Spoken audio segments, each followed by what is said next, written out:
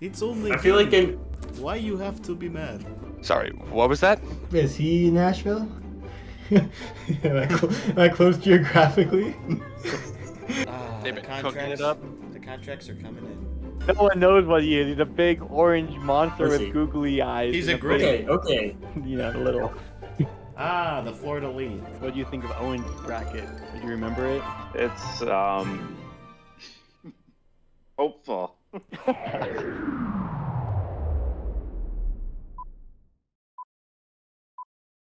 Check it out, Owen. Let's do it. Let's do it. Do that hockey. Hello, Internet. Welcome, episode 46. Or is it 47? Uh-oh. Dean? I don't know. One of them. Ah. I feel like it's 47, but I don't know. 48. It's not. Okay, it's definitely not 48. 45? No. 46. I think Maybe. 46. That's 46. I'm Great. looking at the channel now. Thank you, Dean. 46. We got lots to cover today, so glad we spent about 30 seconds covering what the episode title was. Number. I don't even, Title It's a always tight 2 hours. just comes to me. Yes, we will have to have a jam-packed episode today because it's been a little bit since we last recorded. I was thinking earlier today and like this week, I'm like, man, it feels like it's been forever with just the amount of stuff that's gone on, even with only, one team playing and playing only 2 games in the past week. It's like there's still a bunch of stuff that's been going down. Starting, of course, with the hot topic of the Stanley Cup Finals. Right. Yeah, I was going to say there's actually 2 teams playing, Brendan, not just one. You're right. Thank you. Feels It like does. One It does series. seem like Dean. one team playing. The Oilers are actually there. In case you forgot, it has Yeah. been interesting. I've been watching. I think I watched the first 2 games. Well, there's Yeah. only been 2 games. Well, I've watched all of the games so far. I'm That's also, I great. guess, I'm following the basketball finals as well. So they were on game 4. we could have 2 sweeps, basketball and Which would hockey. be wild. Hopefully the Edmonton Oilers come out hard tonight, in their home barn and actually, make it a series. That would be cool, with last year not really being that much of a series in the finals either. I think it would be neat to, see some more competition at that final step instead of the notion that the beginning of the playoffs is the best part of the playoffs, right? Like, I want the end to also be awesome, but damn, that Oilers team is good. You mean Panthers? Yep, that's what I meant. That Panthers Well, team is good. Could I be mean, the worse, Oilers team is maybe. pretty good. I mean, yeah, like they are still good, but it's just like the But- matchup has not been great No. for them. And I mean, we had sort of alluded to this before this was known to be the final matchup, that we kind of felt that Edmonton was going to get walloped if they played Florida. And then I backtracked a little bit after the way that they beat Dallas, but then it's like, yeah, now that we've seen a couple games, I don't know. This is obviously the biggest game of the season right now. for the Right Oilers. now. So this is pretty much it. I mean, you lose this one, you're done. I mean, Pretty over, yeah. It's already 91% chance that the Panthers win the series with the 2-0 lead. So, yeah, it's gonna be critical. We're looking pretty silly for saying Florida in 6. Yeah, right. Like, it definitely could be Florida in 4. Do you think it's more of a Bob just, having a great playoffs and standing on his head, especially in this last series, or do you think there's more credit into maybe like McDavid and Draisaitl just not showing up here at the end? I mean, I think it's the Panthers defense that gets the credit. Like, I mean, I guess it's been known most of the year that they're one of the best defensive teams, and then Right. Edmonton's one of the best offensive teams, and they like McDavid and Draisaitl. You can see them just getting frustrated because they just can't get anything going in the offensive end. Yeah. Absolutely, I agree. And it's like felt at times like Edmonton is playing pretty well. Sometimes they'll be generating some chances, getting lots of shots on net, but then the Panthers are just like getting a decent chance and capitalizing on it. Skinner has been not really the number one problem. I think there's been a couple Right. like in game two that maybe you could have wanted back.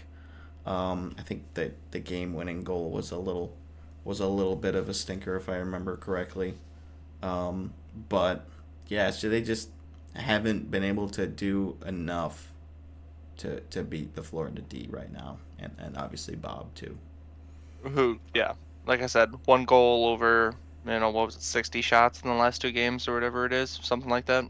And the one goal he That's did let in wasn't even like a good goal.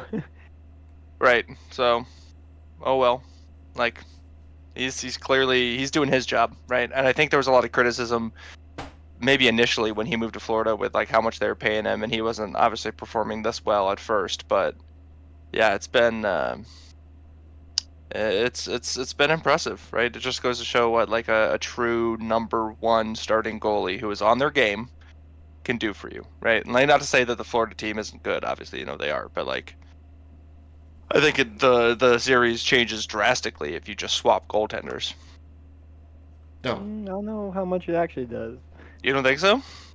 I don't know. I think Florida's just so good up front, and I mean like Skinner hasn't played terrible this series. Like the goals he's allowed aren't goals that you expect saves every time. Like they're Right. high scoring chances. Yeah. I don't know, Like Bobrovsky hasn't had to make like crazy saves. but he's still made every save almost. Yeah, but you can make every save if they're all from the blue line. Yeah. I'm not saying they are. I mean, he's made like some good saves. He Some had like good one ones. like pad stack attempt. I don't know if the puck even got on net, but like, Yeah. but he's also making those because he's out of position. So Yeah, it's the Tim Thomas thing, right? Yeah. How fun are the cool saves? The cool saves mean you're not squared to the puck. right. What do you guys think of the Drysdale hit on Barkov? In game speed, I feel like it didn't look great, but it wasn't terrible. Obviously, the second look at it, where you could see his hands go like straight up into his face, is a little more incriminating. But I don't know. In real time, it clearly is a little bit of a dirty hit, but I don't think there was any like intent to injure or anything. Yeah, I kind about of you, feel that way. Brendan? I might like it might be similar to the Sam Bennett like punch where it's like you're not going into the hit like I'm gonna hit Barkov in the face here. It's just kind of like Right. you're hitting in intent to like cause damage, and not like seriously injure, but like you're No, hitting someone to I'm like trying to hit. rough Yeah, them yeah, up, yeah, I yeah. guess. Yeah. And like yeah, like, I'll kind of like You're trying to lay the follow body. through Yeah. on it, but I don't know. I mean, the other thing I guess that people are saying is like as the Panthers like live by the sword, die by the sword. They're the ones playing that kind of hockey. Right. I think it just sucks that it's Barkov. It's like the one guy in the Panthers that didn't deserve to get hit in the face. It just doesn't. Yeah, it doesn't really play that style. It doesn't seem like. Yeah. But he's gonna be healthy for tonight. So I mean, That's what I saw. if he was missing the game, that would be a whole other discussion.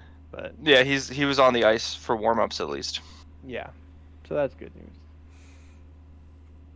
I was just rewatching the replays, and yeah, it's tight. I mean, I agree that it's not something that Jump looks very too. good when it's so slow, when it's slowed down, but Right. yeah. Because you're able to put in so much like decision time that he really doesn't have. Right, as that athlete, he's just skating in, try to hit, and that's the goal. Yeah, I guess the leaving his speech, the one thing where I'm like, you really didn't have to do that. Yeah, Right, that's right.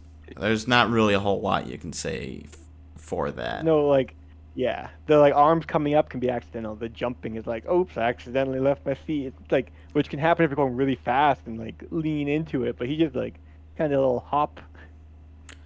Oh yeah, definitely going hard to make contact, and I mean it makes sense. It's Barkov, right? You want to make him less, feel less safe when holding the puck, right? You want him to know you're out there. And Draisaitl's not a small guy. He'll lay the body sometimes, but Yeah, I don't know. I think no, he didn't get suspended or anything, right? No. No. Yeah, I The think other I thing is, don't. like, Drysdale has a history of like kind of playing dirty when they're losing, and he like, kind of gets upset if he's getting shut down, kind of thing. Right, Like, so it's not it's the German in him. completely out of the ordinary. Timmy gets mad like that too whenever we're losing at the end of a game. They got that drive, and you need that, Yep. especially from your Yeah, your stars. So, yeah, you gotta really want it, right? Like, you gotta do what it takes. they've And then never I think been it here. was it Matt Kachuk saying that the other day, where like you gotta get out there. You don't want to like injure people, but you gotta get out there and you want to hurt them. Like you gotta not care if they are okay, and like be able to play hard and like hit each other, and like there's obviously respect in it, but you gotta go out and do your job. And I thought that was interesting to see out of like a high profile player like that. Respect in that both players, like both teams on each side, are doing that same thing. Like it's like, yeah, Right, right, we know this is gonna be a battle, and right. you know, And we're making hockey plays, but somebody might get hurt. yeah, absolutely. Um, so I don't know. I mean, there aren't like as many interesting stories. We could quickly just break down games 1 and 2 a little bit. I don't know how much you guys remember. I jotted down a couple notes during, and I just put Oilers couldn't find one with the shutout for Bob in game 1, and that's how it felt. I think the shots were pretty lopsided in the first period, if I remember For correctly. most of the game. I think the first two. Yeah, Yeah, I felt like the first game it was like Edmonton came out of the gate better. It seemed like they did better with like the long break in between rounds, and then it Mm, took Florida more time to kind of like get the rust off. hmm But that was like Edmonton's chance to get a win because yeah, they had so many scoring chances out shooting the Panthers, and they just couldn't buy a goal. And then game two they were just stifled. They had like their first shot was the goal, and it was 11 minutes in or something. And then Right. they just didn't really. They went up with a 1 goal lead and then tried to just kind of play with the lead against the Panthers, which isn't something you can do. You got to just keep pushing the attack, especially if you're the Oilers, right? Like that's your thing. You just got to put goals on the board. Like I don't know. It definitely was. It felt like a game one of it could have gone either way, and then it just sort of at the end fell to the Panthers. They were peaking at the right time and were able to like pull it together and make it happen. Game two, despite it like being maybe closer of a scoreline because the Oilers actually scored. Um, it definitely felt more of a Panthers dominant win. Yes. right. Which is like the scary thing is that they shut them out in the first game, and then they get like a 1 goal win, and it's like that's the game that you felt like they played their best, which means They were just in charge the whole time. Yeah. like it's not look like Edmonton needs to really flip a switch like now, like because if they come out slow in this first game, even with the advantages they had as far as you know, being at home and getting there sooner than Florida did, which we'll touch on in a little bit here, but like yeah, you have to do something now. And just quickly to what you said about you can't like just hold a 1 goal lead against these Panthers. Like I remember somebody on, I think it was the broadcast crew for game 2 that was saying that like this, I think it may be Ray Ferraro was the one who said it. He was like, yeah, this Panthers team never seems to get really rattled, never seems to be like shaken about being down or like hmm any position that they're really in for the most part. Like they just don't get frustrated, and that's part of like Maurice's whole thing too, along with the the whole don't say anything to the refs. What was he had some like signs that he it was like the ref symbol and like with a cross or something like crossed out or something like that. I can't remember Yeah, what it was. um that's funny. but it was like, yeah, if you see them, you shut your mouth. I mean, So it's good advice. yeah, and yeah, there was only the one supplementary, disciplinary. That's the word I'm looking for. Disciplinary infraction for in between those two games, which I think was Sam Carrick for like a fine for a slash or something like that. Mm-hmm. So I feel like there was a lot more that they maybe could have done, but it's like because it's the finals and like both teams have been pretty scrappy and Right. like had some occasional dirty moments. I feel like they kind of just backed up a little bit, I guess. Yeah, and I think that's hard then to draw where that line is, but I think by handing out at least something so far, they've said, well, here is what we will call too far, at least in, for slashing, right? There did seem to have been quite a few penalties though in the first two games, which was a little surprising. More than I expected, I think. Because that was also, I think, a big part of the matchup going in was that Edmonton power play, right? Oh, absolutely. I don't think they were like in like the 40% range, but it was like 36 or 35 or something like that. Like still really solid numbers, and I think both teams had pretty good penalty kills as well. So, yeah, you knew special teams was going to be massively important no matter what. And yeah, I think it has been so far. There's also that puck over the glass penalty that they reviewed. It was interesting. The one on Ekman Larson? I forget who it was, but I think so. Ended up not calling it because the puck was released outside the blue line. Oh, not the one I was thinking of. The one on Ekman Larson did get started called. to clear it inside his own end, but then when the puck left, was still making contact with it, like as it it was outside. And it's funny how this was like a whole kind of controversy because like some of the like intermission people thought it was when before it leaves your stick, and some people were saying the end. And it's just funny because like we always talk about how this one penalty is the one black and white one in like the whole rule book, and it was right. It just does people puck debating over it like, well, actually, like this should be called or it shouldn't be called. And they brought Dave Jackson in, and I'm pretty sure he like ended up explaining it. And I think he like later clarified some stuff on Twitter about it. But it's like, yeah, this one is pretty like should be pretty cut and dry. I don't remember how it took like a little bit for them to review it just to make sure. But I think based on what I've read and what I saw that they did make the right call, which was not delay of game. So right. I guess that's good. You don't love having all these reviews, but I think it was necessary there, and they couldn't. Well, actually, it wasn't a review. I guess they said they were because they're like you can't review it, but they're still like it's like not exactly the same. I don't know. Yeah, deliberating, I guess, is the term that they use. Coming up with a decision. Yeah, but they're not reviewing it because it's not reviewable apparently. Which I think that's the one that's I think it is going to be reviewable next season.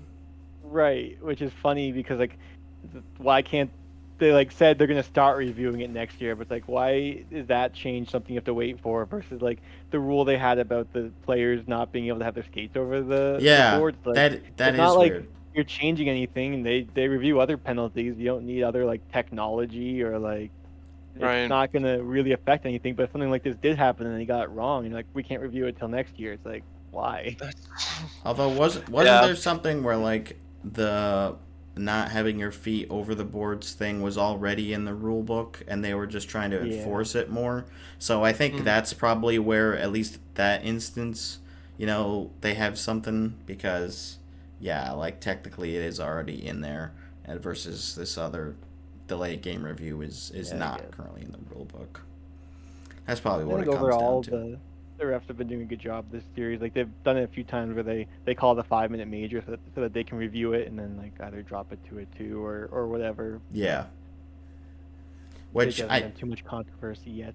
No, I don't think it's been crazy. I mean, obviously, I'm sure Florida fans and Edmonton fans are going to be looking for whatever. Right. Like we're not scrutinizing it as heavily as they are. They're going to be a little more critical. Yeah. Yeah. But I haven't been like really up in arms about anything, which I'm glad about. So it's nice when, for the most part, you don't feel like officiating's been part of the reason that a team is winning or losing. I haven't really Right. felt that way. So No. that's I mean, it always. seems like there's been plenty of power plays either way, and it's just a sort of Florida's game, regardless. Yeah. Like their penalty kill has been incredible. Like they are not allowed Edmonton to get like anything going on the man advantage, which, like we had talked about, was one of their biggest strengths coming into this round, and I think a big part of how they beat Dallas. Yeah, their kill is so good. They're so aggressive, which is like a lot of teams will just kind of play in like that passive box. They just have the 4 guys and just kind of like collapse around the net.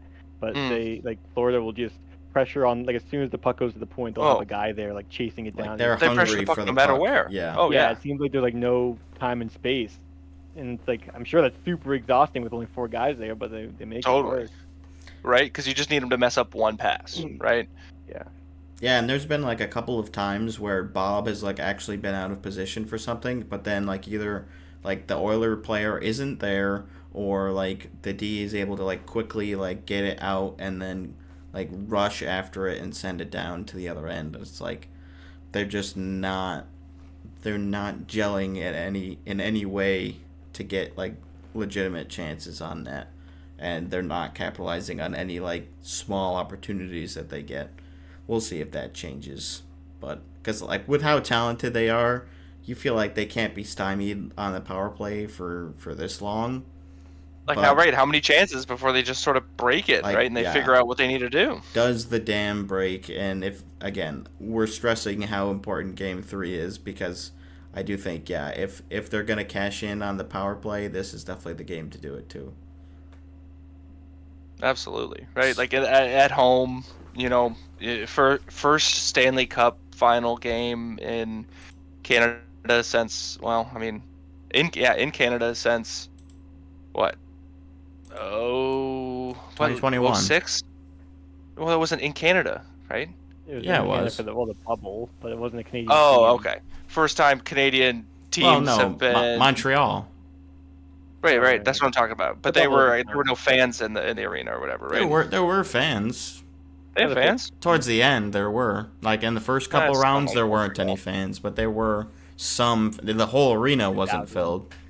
Right. But yeah, at least for Edmonton, 2006. The first real final, yeah, and first one in Edmonton since 06. But there was nothing between 06 and 21, right, in Canada? Well, the Senators in 07.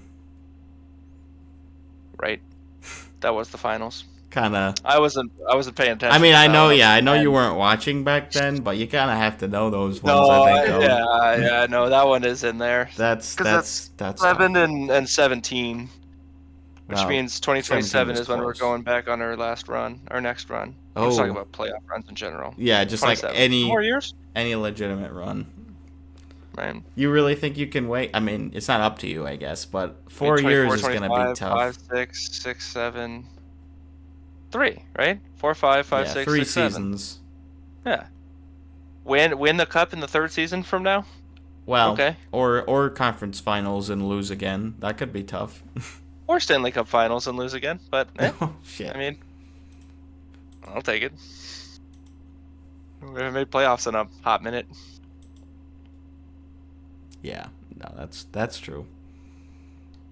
On Sportsnet, they're showing the 2011 finals because I think they're going through like former ones in Canada. And well, also Vancouver was up 2-0 in that series. And then it went Bruins, Canucks, Bruins. Yeah.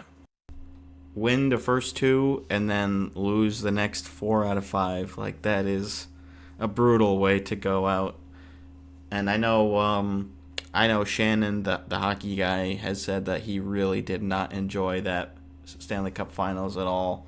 And obviously he roots for the Canucks and the Bruins, but he's like, yeah, that was not a fun series, and it was like so scrappy and dirty and all this stuff. So it was just Elliot Friedman tough one. said it was his favorite finals that he's ever covered. Yeah, I have heard Wow. that. It was my favorite finals. How about that? Surprising. Who would have thunk it? Which finals do you think my favorite is, guys? Oh, the one where we lost to the Yeah, 2018. That one was pretty fun, Caps. but no. But no, 2023. What about you, Owen? Martinez. I 2007. I don't know. 2007. Or Yeah. like 1919 or whatever, when like the Yeah, original no, Ottawa Senators. 1922. That was a good one. There you go. And I don't know if they're you've not seen even the same Shannon has been franchise. covering those. I haven't watched them yet, but I've been meaning to, because I feel like it would be fun to really know like all of the beginnings and stuff like that. Yeah, it was really cool. he's Back when it like- was a 4-team league, but then the Stanley Cup was against the Western teams, which were their own 4-team Like league. the It was weird. Western or the PWHA or whatever it was. Yeah. Versus The Vancouver Millionaires Mhm. and the Se- old Kraken. Seattle and, Metropolitans. Yep. All those guys. Yeah, it would be fun.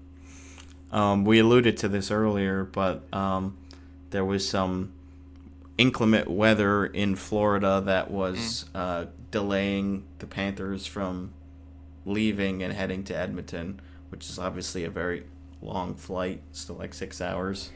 They had like thunderstorms and bad wind and everything like that. And they finally were able to take off, and some of the other pilots were like chiming in about like the pilot for the plane, saying like, we'll try to prevent them from getting into Edmonton, basically. Yeah. It was pretty funny. We'll do a couple laps Well, did you hear around. the Yeah. like air traffic control recording that was posted? Yeah, it was online? pretty fun. That was pretty funny. Yeah, we're like in Edmonton. They're like, yeah, we're gonna have you on hold for about 2 hours in the air, or however long it'll take for you to need to divert for fuel or something. Yeah. To avoid you coming Right. to Edmonton. Yeah, I just thought it was so 'Cause- weird. I was like, why are there so many people tweeting about this? Like they won't be able to leave until blah blah blah, and then like there was just so much Right. coverage for this, and then it all ended up with them landing like 2 hours later. Yeah. than They expected. Yeah, I think it was Like- like 3 hours and 6 minutes or Yeah, whatever. What the heck? They were Like it was later than they were supposed to. it was definitely being escalated. I was like, oh my god, is this like Really, we don't actually have going to be a anything better to problem? do on a day like 2 days without hockey, are y'all going insane already? Yeah, I know. It's like, guys, it'll be Come on. fine. Right, no other series or anything. I mean, but you saw how much news was coming out around the league just for the rest of the stuff. It makes sense, right? People are desperate to talk hockey right now. Mm-hmm. Starving for And with the hockey. Utah stuff coming out, Yep. Yeah, I don't like their new pretty jerseys. disappointing. This just came out today. The designs for what the Utah jerseys are going to be looking like for their inaugural season, which they've already come out and said before this that they will be rocking just the word Utah on their jerseys, and then they'll go to the new nickname that's voted on in the next season. So they revealed the jerseys. We'll throw them up here. They're black with the Utah diagonal. Sorry, it's rock black. Yeah, rock black, salt white, and mountain blue are the official names of the three colors. With the mountain blue kind of being like a powder blue, similar to what the Florida Panthers had for their reverse retro 2.0. It's not quite the same. I'm disappointed. I knew that they were going to be using those colors once those logos were revealed, and I was like, ugh. Like, why can they not just commit to purple?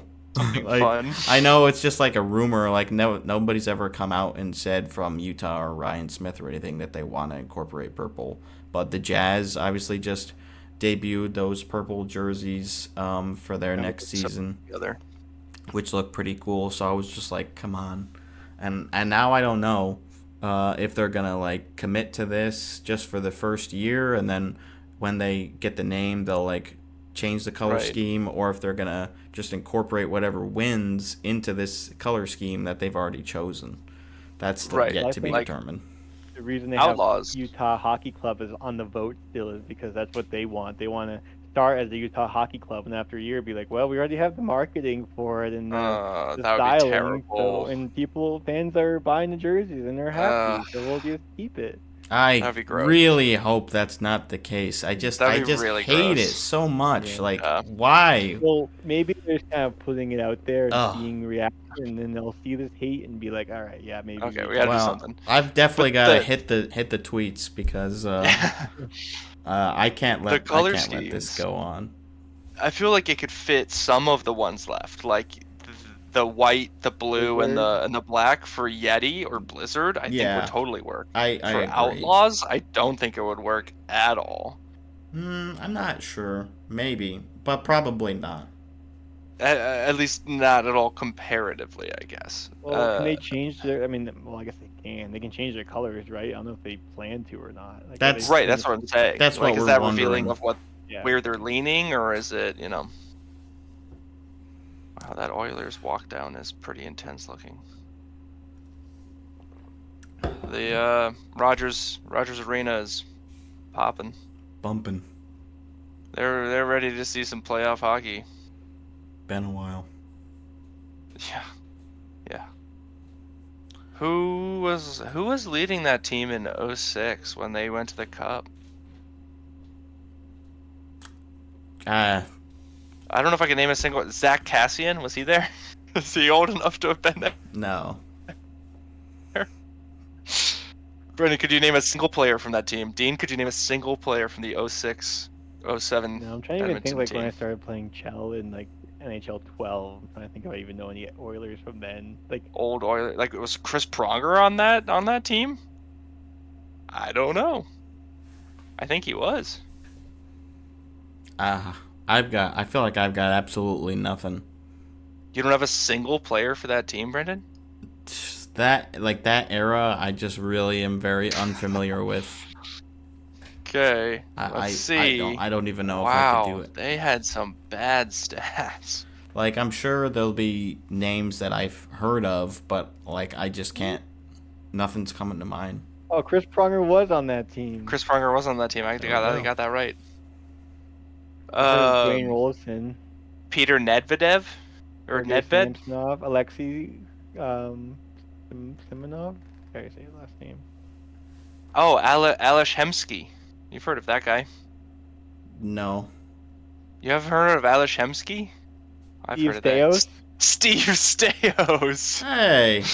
I know that guy.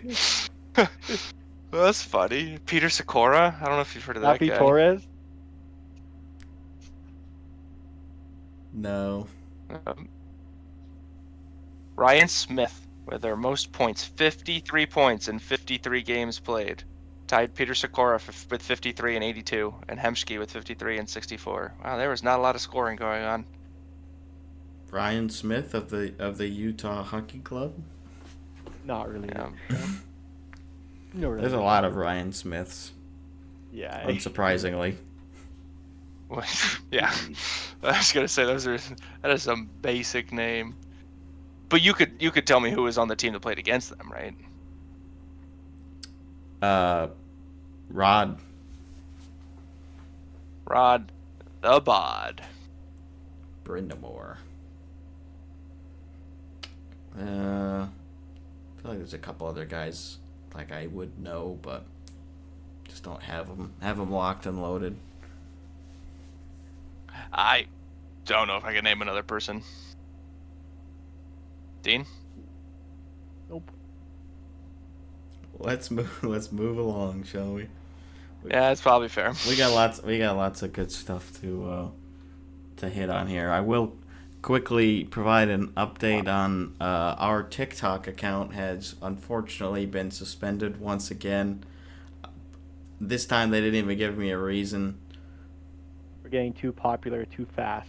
Apparently, something like Buying that. places from Malaysia. We're trying to fight the man, but we're losing badly. They won't let us they chat. fight hard. They won't let us chat with any representatives or anything like that because I still don't know what's going on. But yeah, so you'll just have to disregard that portion of our overlay today. So Or you can write a note to TikTok yourself saying how upset you are about our lack of appearance on that website. I would love to. I'm saying the people can. The people can do that. Oh yes, go ahead, lovely audience Fans, members. Yes, thank you very much. mom, dad. What we got next?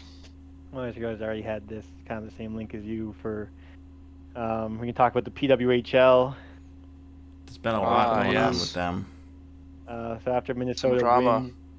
wins the Walter Cup, the GM is out of Minnesota. Apparently there was a bit of a power struggle between the coach and the GM. And the other thing I had forgotten until I was reminded by the 32 Thoughts podcast is right now, like, all the teams are still owned by the league. Yeah, Hmm. they don't have Interesting. individual owners right now. Yeah. Which makes sense, I guess. Or like early on, like to help out, not, keep things the same, right? Some parity. Yeah. Keep things afloat Huh. financially too, I'm sure. But Yeah. yeah, it was very strange. I've read stuff that Coach Klee and Captain Kendall Coyne Schofield were having internal discussions about like not I don't know if they said trades, but like draft strategies and things like that. And the general manager was not involved in those discussions, Natalie Darwitz. Um, Hmm. and so it was just kind of like I don't know. It's just very strange, and the reports coming out of the team are like this is kind of just an embarrassing situation because now their general manager is not present for the draft, and they have to like throw their whole draft plans that the GM had like out the window and just go Right. with Coach Just Klee wing it. and with the captain there. So I think this one it's weird. tweet worded it pretty well. Is from Ian Kennedy. Speaking with PWHL Minnesota staff right now, they are confused, they are worried. The term embarrassed was used. The draft plan, hold on, it's loading. The draft plan they spent the year on has been abandoned. I've never seen something like this unfold in professional sport. Yeah. And to think that it wasn't like over a long term, it all happened in what seemingly like a week from like the winning of the cup to the draft happening, and then all of this along the way. Yeah, I mean, it sounds like there was some dissension during the season. I guess there must have had to have been something building, but it's like Right. it's You don't just just so end up here. it's just so strange after like you literally win the championship. Like what? Like how could you still be concerned with the direction that the general manager is like Ah, going with the team when that's right. literally the measure of success? How do you not just automatically say run it back? I, yeah, I really don't know. I mean, they Um, did barely make the playoffs, right? Out of 6 teams. But they were the last team yeah, in, I'm pretty sure. yeah, they were the 4 seed.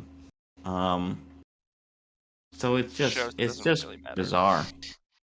Yeah, right. And then Especially in the first year the here. other thing Minnesota Right. did was draft like this super controversial player, like a Tony D'Angelo equivalent type of personality, apparently. I didn't know that. Yeah, it's like their ninth overall pick. Huh. I think they have like, I forget what their stances are, like political stances, let's just say non-inclusive political Sure. stances. Sure. So that was also part of it. But my favorite comment on the whole thing was leave it to Minnesota to make people feel bad for the fans of a team that literally just won the championship. Yeah, Such a right? Minnesota Like, thing. you just always feel bad for Minnesota because they just can't ever do anything past the first round. And then it's like, oh, hey, you won a cup. Awesome. And your whole team's falling apart.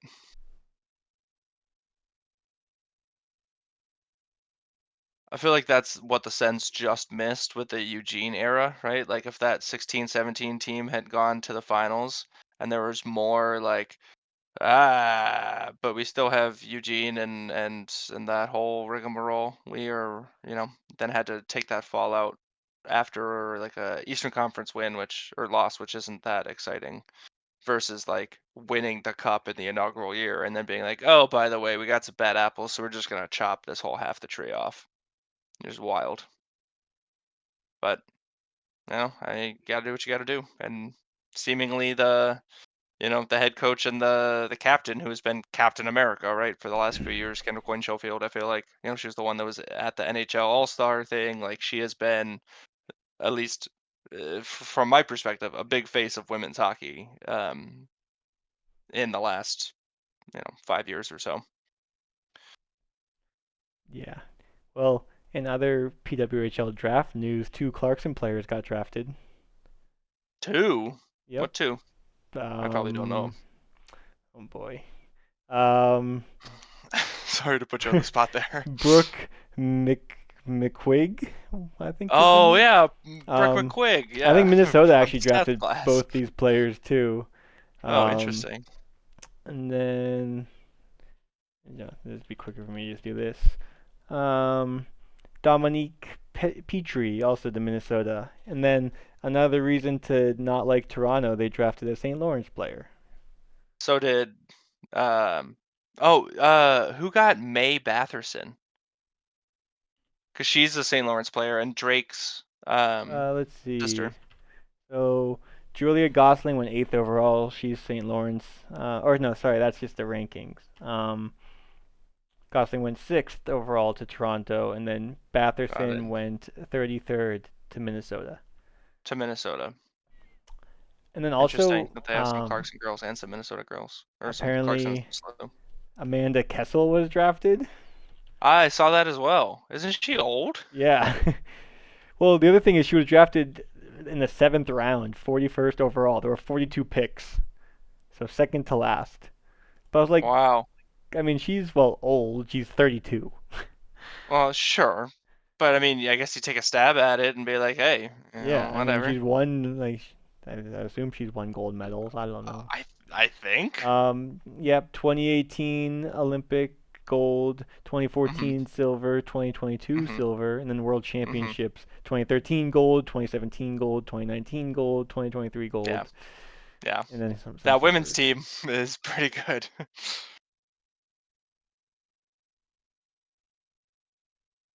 I don't know why she has these medal records for Canada, U.S., Finland, Denmark. Well, this is where they were played. That makes more sense. Oh, sure. Yeah, how is she playing for on all the teams? Oh my God. McDavid almost scored already. But yeah. They started their third line, and so the guys that were standing out on the blue line for the announcements were Cody Ceci and Dominic Kubalik and Kulak and those sorts of guys.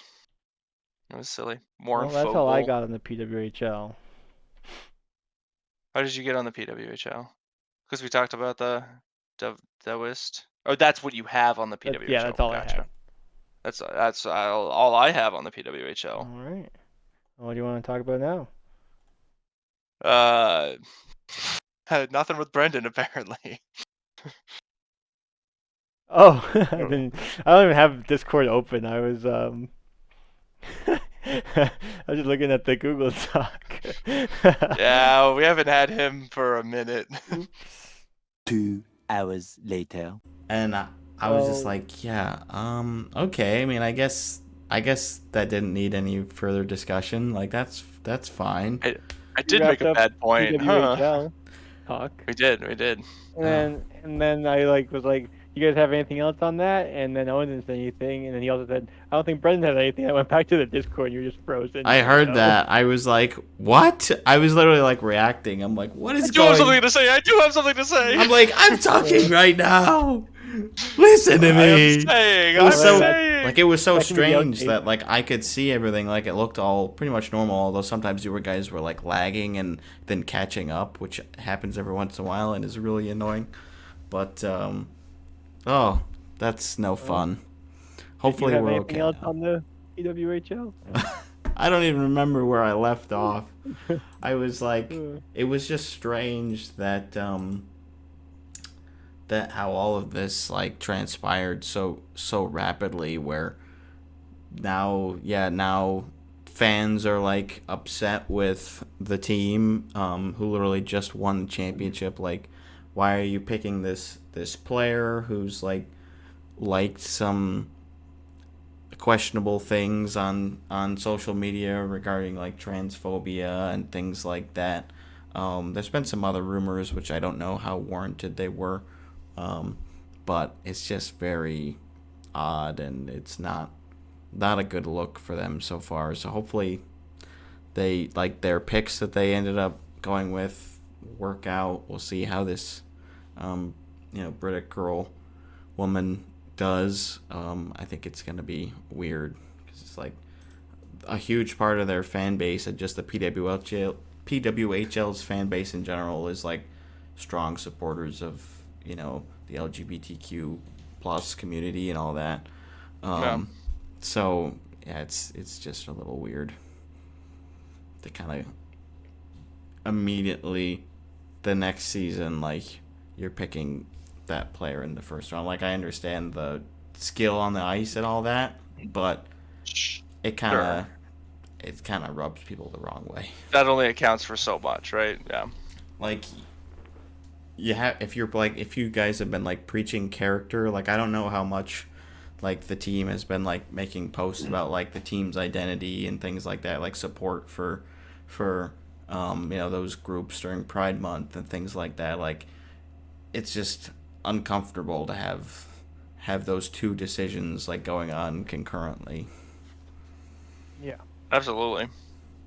Well, I mean, the Bruins kind of learned that lesson. I think it was last year where they signed that one young player. I don't remember his name, and he had some controversy. And like, as soon as we signed him, everyone was just like freaking out, like Bruins fans and just like the league. And then we ended up just getting rid of him, or like, I don't know, burying his contract or whatever you do. Like, once, like, we already signed him, but like, even though Right. they're a good player, supposedly, it's like you said, it doesn't mean it's worth ignoring like whatever questionable Character ideas they may issues. have. Yeah. Totally. You're drafting the human, not just the sports robot sort of thing, The skill. Yeah. Yeah. Right. But And for better or for worse tough. sometimes, right? Like, you look for those good character guys, right, to like put in the locker room, but also you gotta watch out for the guys that maybe aren't as lovely in the locker room. Yeah. And we only ever know so much about that. Usually until it Totally. boils over, unfortunately. Right. And then, either you hear it because somebody gets hurt, or, people get upset and things get leaked. Yeah. So we'll circle back to that. I'm sure there'll be more fascinating PWHL news as the off season continues. New York did have the first overall pick, which was fun. So they utilized the golden rule to the best of their ability, which I know Owen was a proponent for. Yeah. Because the Sens, I mean, we ended up the picking Sens could second. benefit from that the most, but I guess Right. Ottawa PWHL wasn't quite there. No, I think they were pushing too close to the end to get like that spot, right? And then you just don't have the time to build up the points to like, yeah. It like punishes you for pushing for a playoff spot. But then the winning side of it is you could potentially go to the playoffs and win, like Minnesota did, right? So They got neither. they got neither. Sounds like Senators or Ottawa in Sens- general. Ottawa land. Yeah. Remind me what the like the gold plan is again for the. After you First get overall. eliminated, you then start earning points instead of towards playoffs, but towards earning the first overall, and whoever's earned the most points by winning games after being eliminated by the from the playoffs. Right. Okay. Yeah, So it it's fine. doesn't advantage you to be crappy the whole time, just for the beginning. Yeah, get eliminated first. Right, and then do really Then well, start playing. and then get first overall. Yep. To try to discourage tanking, essentially. Mm-hmm. Right. So we'll see as the league progresses here how effective that is if they tweak it along the lines. But I think for 6 teams it's fine. So not. And I think that's the an biggest issue. thing, right? it working for a 6-team league is one thing versus like a 16-team league or a 20-team league or even a 10-team league, right? Where like the amount of teams going into playoffs changes. Hopefully the percentage stays close to I mean, not the same as what it is now, but like stabilizes, right? You don't want 4/6 of your teams always going to playoffs. That's also 2/3. I could simplify that. I was trying to think of what it was. That's okay. For everyone else out there, 66% of your teams going to playoffs. It feels like too many, but also you don't want to end up with like only 4 teams in the playoffs when you have 16 teams in the league, right? So I think it'll be interesting to see how, as the league evolves, like what it looks like. Absolutely. Hopefully, it can sustain itself and continue to grow. And we'll discuss a little bit about the future of what the NHL looks like as far as the cap situation now officially set 88 million. So we were previously looking at 87.7 was the number, and that got officially bumped up to 88 flat. And that's because of revenue, right? Yeah, with the playoff revenue. So thanks Oilers for bumping us up. I'm sure they were a watching huge all those contributor. Canadians. Yeah. Did you also see, as far as revenue goes, like that players got extra escrow back? That's great. No, I didn't see that. I know, like, I mean, I kind of knew about the how escrow worked, but I kind of learned more about this last week after hearing this news, because basically, for those who don't know, it's like a 50-50 split between like the league and the players for the money they get.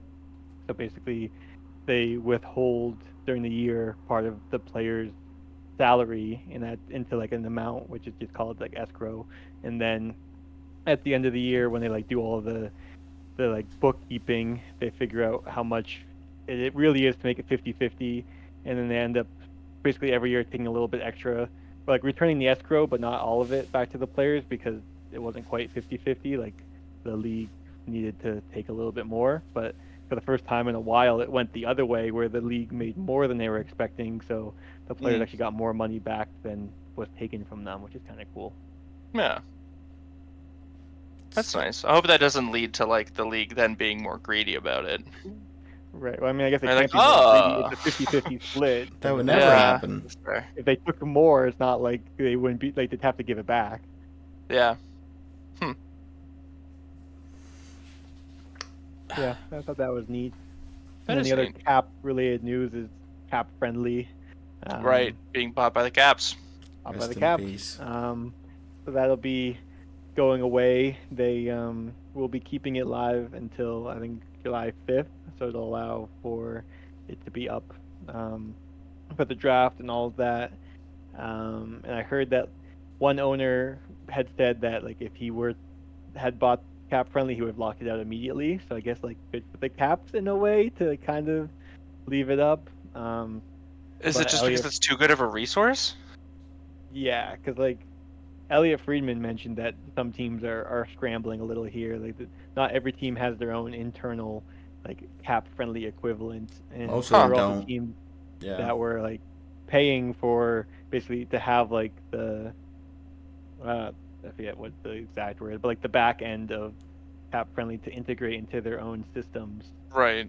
Yeah, there were like Now they won't have some that. teams. Interesting. Some teams had like contracts with CapFriendly and like integrated like the team's API or maybe CapFriendly's API the other way around. So though I think that's part of why it's up until July 5th is like that's when those contracts are expired maybe at like July 1st, and they needed a couple extra days. I don't know. They could also just sign the contract through when the draft is, right? Which would make sense for the playoff, like the hockey year, right? Right. Yeah. I mean, it's weird though that if you're a team that relies on this, you're signing like a month to month, like you're signing it 1 year at a time maybe, and not like longer term. Yeah. Or like downloading the data and using it yourself, I guess. I don't know what the equivalent is, right? Are you allowed to just copy paste all the numbers? Is that cheating? I don't know, but I mean, I guess as far as I think it's a the little more Caps go, complicated. it makes Right, sense. probably. Because if it strategically. wasn't that difficult, right? If it was this easy, the teams would have done something about it. Right. There's a lot of tools on the website that like are more than just looking at the contracts of each player. Oh, Yeah. totally. Yeah, there's a lot of resources which are going to be going away for the public, and it's, you know, I think everybody is pretty much disappointed in that this is like what's happening, but at the same time you're like happy for the CapFriendly people who, you know, developed this resource and continued to improve it over the years. Right. And so it's like, you know, I don't really have any ill will towards them. I don't really think anybody should. It's like you could argue like, oh, you should have just never sold it or whatever, but like you don't understand like the situation Right. that they're in. And that's part of starting a business, right? Absolutely. I'm sure that the costs for like maintaining the site were, you know, extremely high. And so that's, you know, why they've had advertising. And yeah, it's just like, it's just an unfortunate situation. There are alternate sites, Puckpedia kind of being the predominant leader as far as the new go-to website for your salary cap information and other roster stuff. They're steadily trying to like add new features and, you know, improve their infrastructure to support like the incoming traffic they'll be gaining. Right. Which is positive, I guess, but I think they do have some tools which CapFriendly didn't have, but they'll also be lacking a lot of stuff, and I know that their UI is not nearly as user friendly as CapFriendly was for the most part. Friendly. Right. But I think it, you know, that's part of the like the beauty of the internet, right? Is that like if people want it, they will find a way, right? Like it will happen if there is a demand for it, which is nice. Yeah. The other theory I heard is that Ted Leonsis, who owns the Capitals, also owns the Washington Wizards. So with CapFriendly adding the like salary swish, which is like the equivalent for the NBA, that could be like another reason to kind of want to purchase this. Yeah, I was wondering if what was going to happen with that. And I don't think CapFriendly has actually yet made an official statement. I know Washington has, but I haven't seen anything on salary swish if that's still like in their control. Because I know, I imagine it would also go away. Yeah, I would think so. Even like if the Caps wanted to keep CapFriendly public, the NHL wouldn't allow it. Yeah. You don't think so? No, just because like it's something now owned within the league, and I don't know the exact reasoning, but like I mean the league isn't really happy about CapFriendly in the first place. Like they feel like that shouldn't be public information, like players' salaries and things like that should be internal. They're saying it's proprietary. Now being owned by a NHL team, the NHL could say no, you can't have this public because it's like a team. Right. Huh. Interesting. It's not just the Caps being like, we're gonna get rid of this so other teams can't benefit from it. Like the league wouldn't. Right. Anyway. Weird.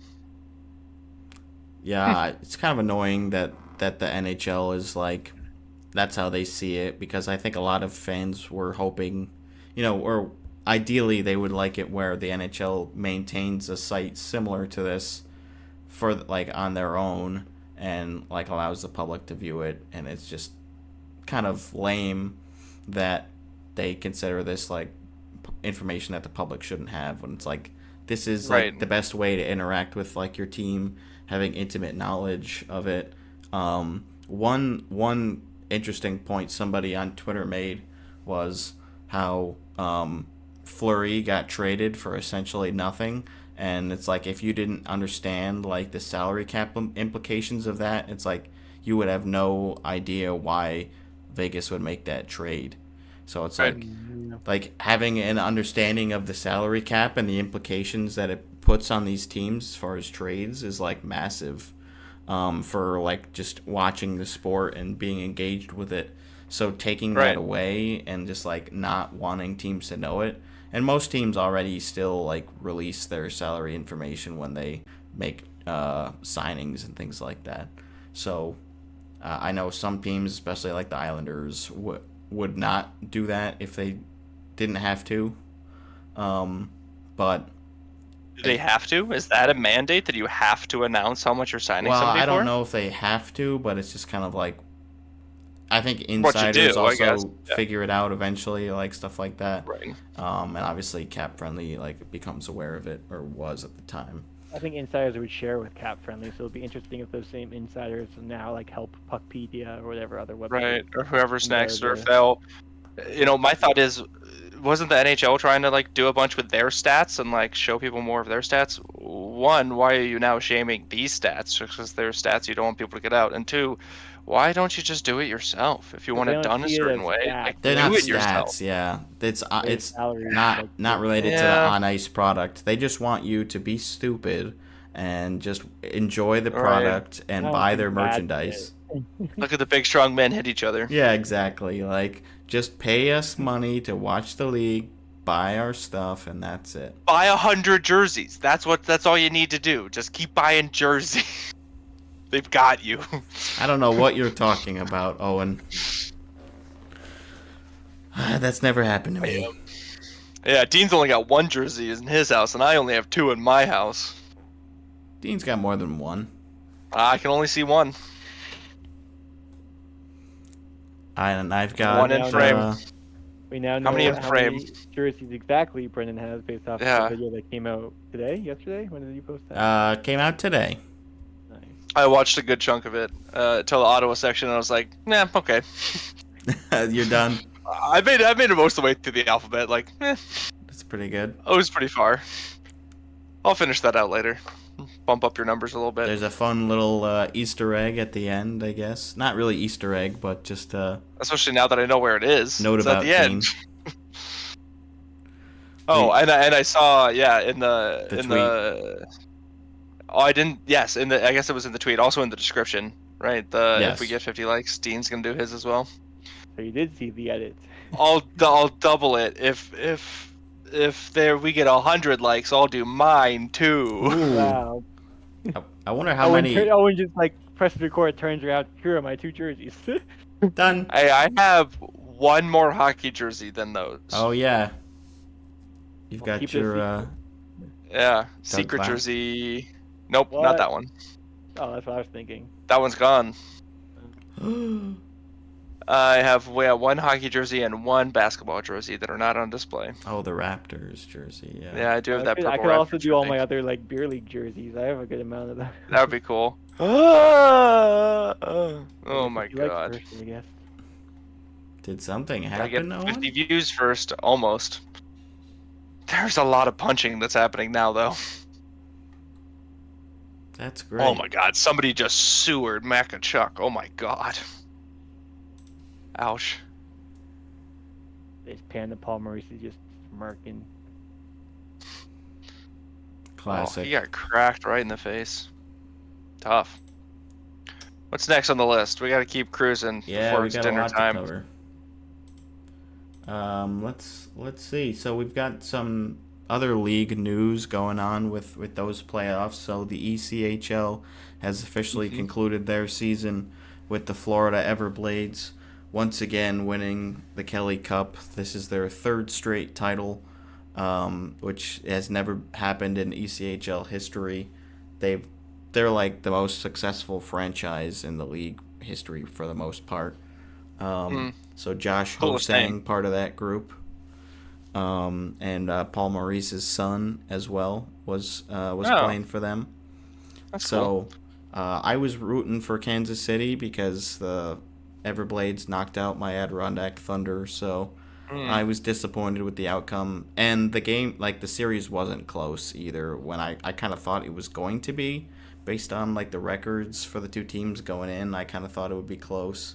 But there was like an 8-2 game, and the final Is that game. the finals game or against the Thunder? No, in the finals, yeah. Yeah. The Well, it's Thunder good to know that the you Thunder lost put to up the- more of a fight than Right, than you're second Kansas best City team. did. Yeah.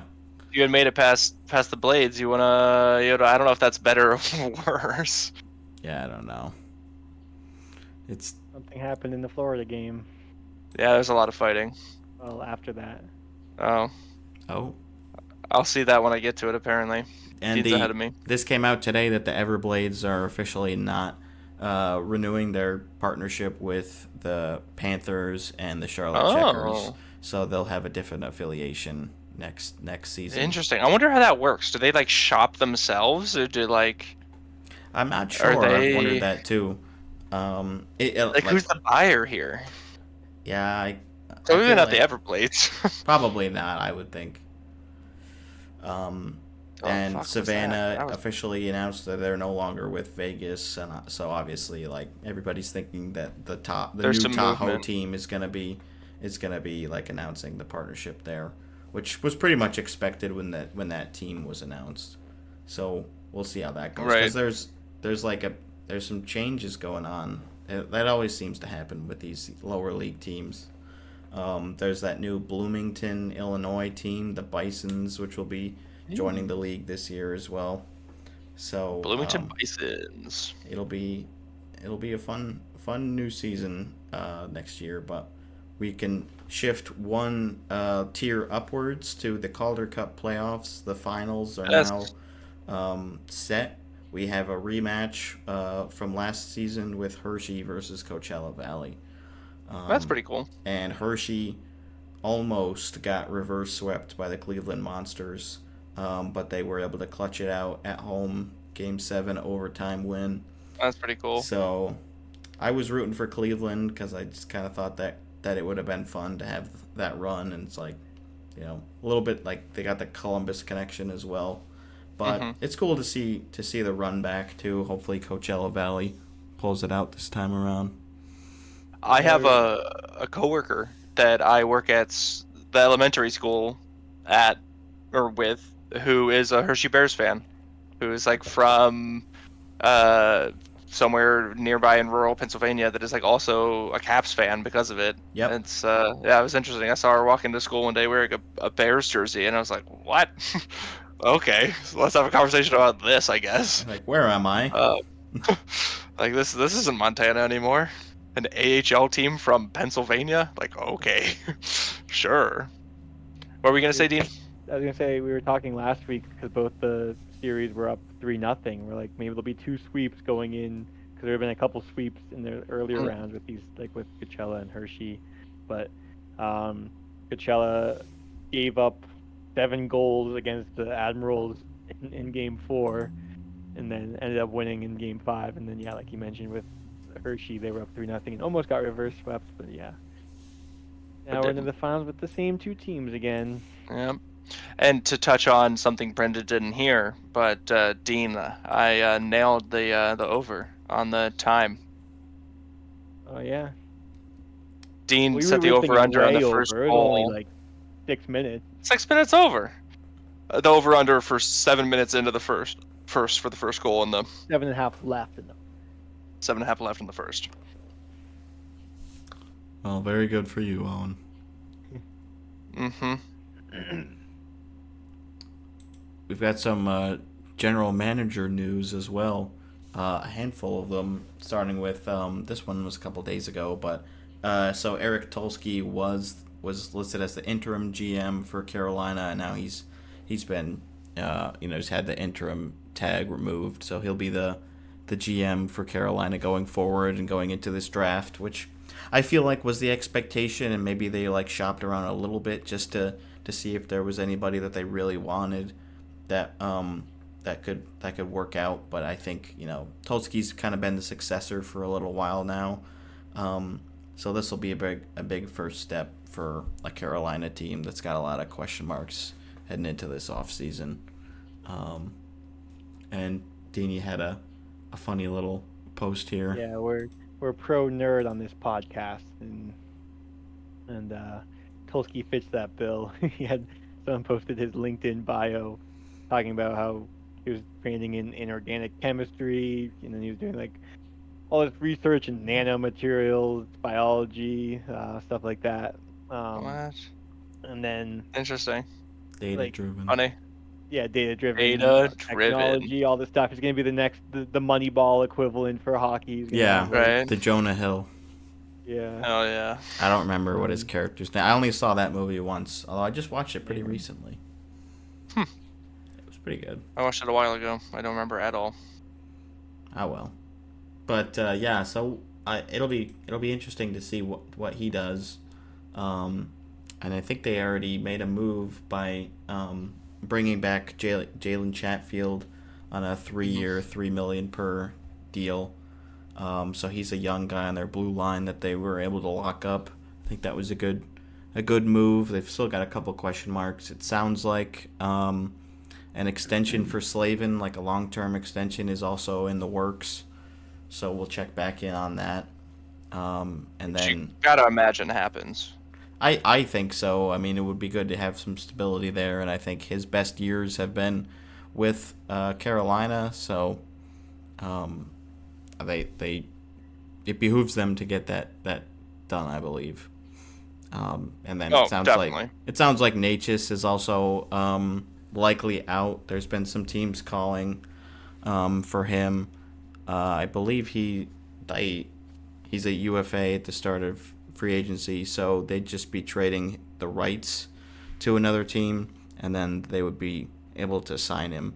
Otherwise, if they don't get a decent enough return, they'll probably just let him walk, I guess. But we'll see if it comes down to the wire here. We've still got a few weeks before that gets done, and the new season officially opens up. Woo! I've heard rumblings of the Sens potentially moving from our 7th overall pick and trading that off for something. I would be upset if it isn't for a 1A starting goaltender. Then I think we should hold on to it, and that there's enough good talent we can still take at 7. It just the big thing I feel like we need is a goalie. If it's Markstrom or Saros or Elmark or whoever, right? Just need a netminder. But I think there's been positive momentum. I think maybe with this coaching change and the solidification of that. I also heard rumblings that people were talking to Alfie, and he said that he would take 3 or 4 years to figure out if he wanted to be a head coach or not, which is interesting to hear that he isn't totally writing it off. Because I think anybody would. I mean, granted, I'd see how he does as a coach, but like if he can make it happen, I don't think anyone would be upset about having Hall of Famer behind the bench coaching. And is he is an assistant to Travis Green right now? Okay, yeah. Yep. And I think they hired Mike Yeo as well. Yep. Who I also like. A great record as a head coach. Better record as a head coach than Travis Green. That's actually kind of surprising. Right. There's been some other assistant coaches that have been moving around and stuff, but I don't really get into it. I don't want to bog everything down too much with it. But yeah, I mean, Travis Green's got that 4-year deal, so maybe that timeline will sort of align if the team doesn't really make a ton of strides in this next little stretch here. Or if they do, but they just don't feel like Travis is the right guy. Like, I don't know. Obviously, you don't want to change up things when it's going well, but I think it's nice to have options right behind the bench and not. I feel like we've been in a place the last couple of years where it's been like, oh, well, can we put anybody back there? I guess it's DJ. Okay. Like, sure. We're doing this again. Okay. And again? Oh. Good. Oh, now it's the oldest man alive? Oh, okay. Sure. We'll take him, I guess. And then, but, oh well. And then Travis Green, which it's like. And now Travis. I don't feel like many people were raving about that choice when he was hired, but everyone's kind of like, okay, like. Let's see what happens. I'm whelmed, Right. Yeah. Not over, not under. Just. I need more information. Yeah, essentially. More data. Which I feel like is also how some Sharks fans have reacted to the news that Ryan Warsofsky has been hired as their new head coach after David Quinn was let go. And I believe he's already signed on as an assistant coach elsewhere. But, yeah, Warsofsky comes on. He was the assistant coach for a couple of seasons. I think he spent some time in the AHL. And I think he was assistant coach for Charlotte when they won the cup not too long ago. So not like a super long record, but it's just like they're still kind of in a transition period right now. They're certainly not expected to be competing for a playoff spot next season. It's just like continue to develop. He's obviously been around these younger players before. I think he was also working on the penalty kill, so he's worked with a lot of their rookie defensemen. So I don't know. I don't think it's time yet to tell how this is gonna go. But another assistant gets promoted, which it's kind of always fun to see that, like, get some new blood in the league, Yeah. Rather than like, oh, somebody just got fired from another team, better grab him before it's too late. This the recycling. We've mentioned this a handful of times already. But that's what happens. Yeah, but I guess the hope is that you eventually start pulling the AHL guys up, right? And the ECHL guys then get pulled up into the AHL, so it isn't just the same 10 people circling around in the NHL. You're able to get some younger blood. It does sometimes feel like an old man's club, though. Definitely, yeah. When do you think, I guess we'll set the over-under at the year 2030 on having our first female head coach in the NHL? I had actually asked this to Dean in one of our other episodes like a while back. Really? Something similar. I like asking about when women will be in more prominent roles. And I don't think we set a specific date, but we were kind of just like, I feel like it's on the horizon. Do you think we'll get a female head coach before we get a female GM? Yeah. You think coach before GM? I think I'd almost see GM before coach. Yeah, I think so too. I would lean towards GM. I feel like a woman who has maybe if like she's been part of like another like a minor league team or like a major junior team and like worked up through that way, and then like maybe if she developed like a statistical model, something like that, like if you could get in through that sort of avenue with like the analytics stuff. I mean, I'm sure like head coaching has some of that too. And there are certainly talented like female head coaches. There's no doubt about it. But I don't know. I feel like GM would be the way I would go. I changed my mind. You're right. Great. That's so fun. Now we all agree. I think I feel like assistant, like a full-time assistant coach, will probably be the first sort of breakthrough, I guess. There. Yeah. We did have a couple women, I think, that sat in as assistant coaches for a couple of games this past season, which was pretty cool. But nobody hired full time as an assistant at this point. So I feel like that's maybe a couple years down the road. I wouldn't be too surprised if we saw that, especially if there's a team in the PWHL that has like long-term success. And so maybe like a struggling NHL team kind of wants to poach her. Yeah. I was my next question would be: do you think that this a successful PWHL leads to more or fewer women in high-ranking roles, right? Because like, do they then just say like, well, we'll just stay in our league? I mean, there's always for the foreseeable future going to be a pay disparity, right? Like between just the two leagues and how much revenue they make, right? But I would think that like a more prominent PWHL would maybe pull women away from the NHL, which isn't necessarily a bad thing. But I guess, like you said, it would give them maybe a step, right, that is more defined as more inclusive role, right? Like a more like as far as just like looking at candidates, right? A female GM in the PWHL is probably more likely, right? And then gives them that stepping stool to hop into the NHL from there, having that experience.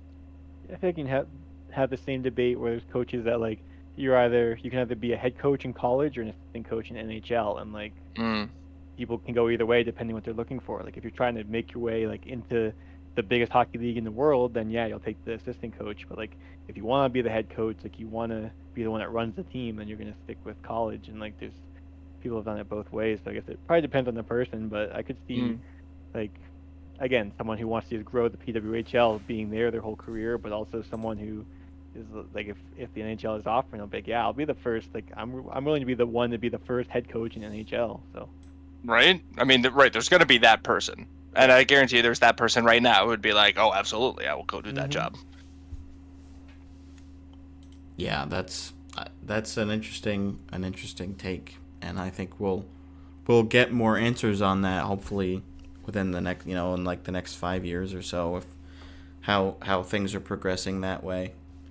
But I think like women's sports in general have been like they've had like the biggest spotlight on them that they've probably ever had, with like a lot more people interested in the WNBA as well recently, and just other women's leagues in general. I feel like have been Totally. performing a lot better. So In the last that's great.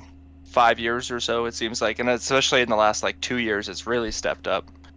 But definitely in the more recent past, it feels like they're finally starting to take some of the spotlight that they deserve, right, for all the hard work that they put in as well. Yeah, no doubt. We actually still have more general manager news to cover, if you can believe that.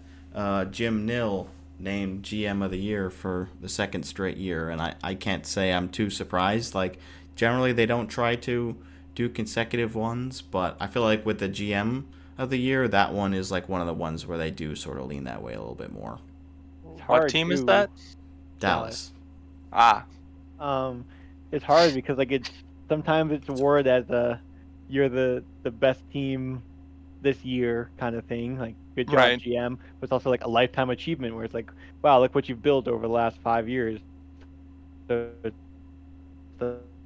like, right, but then the question is, he won last year. What has he done in the last 12 months that make him the best GM, right. like to win again? So it's a weird kind of award the way they like give it out, as opposed to the best coach of the year, which they never do back to back, like hardly ever. Yeah. And that's a similar thing where it's like a team that did better than expected. But the other difference Right. with this award is they don't vote on it until there's 4 teams left in the playoffs. So it's typically one of those teams where like the GM must have done a good job here. Right, you've made it this far. Yeah. Like, you've proven that your team you built not only can win in the regular season, but also can win. I was confused because I thought the next link was related to that comment Yeah, on the doc, and I was like, the Kings why I guy? left the- Oh, but then this is about Pierre? Yeah, I That's didn't why I know. had the spaces in there originally. Yeah. And I got changed my mind. Oh well. But hey, Pierre Luc Dubois among 9 other bio candidates. I thought we talked about he wasn't gonna get, like, didn't they literally say he's not gonna get bought out? that's what Rob Blake, the GM of the Kings, said. Like shortly after they were eliminated from the playoffs.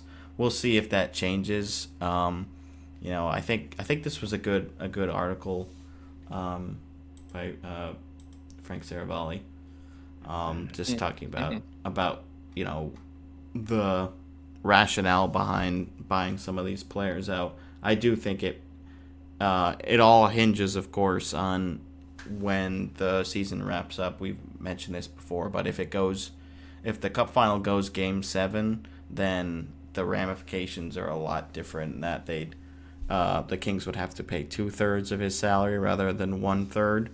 So, because that's when his birthday falls on the 20. Oh, that's funny. On the 24th, he turns 26.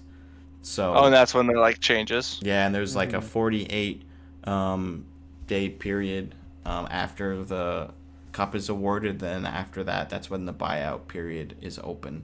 So 48 hour. Yeah, 48 hour. Did I say 48 day? You did. Damn. Anyways, 48 hours. 48 days later. No, that'd be very specific.